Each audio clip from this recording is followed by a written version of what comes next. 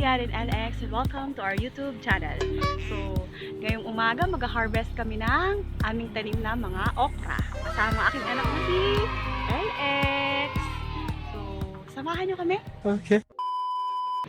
Ano po? Okra. So, ito po ang aming munting gulayan sa aming bakuran.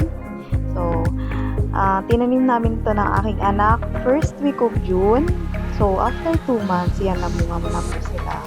Kahit payat silang tingnan, ano po yan, masipag mamunga. Tapos malalaki ang bunga nila.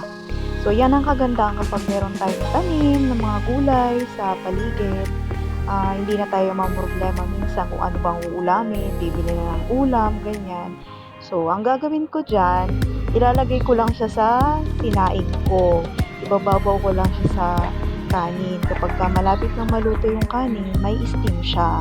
Ang tawag sa amin, tinutob. Ganyan, tinutob na okra. So, yan, healthy lang siya. Tapos, ang sausawan, toyo, kalamansi, tapos meron pa akong ginisang alamang, di ba? Ang sarap. Ganyan lang kasimple ang buhay pagka nasa probinsya ka. So, kapag masipag ka lang magtanim, hindi ka magugutom.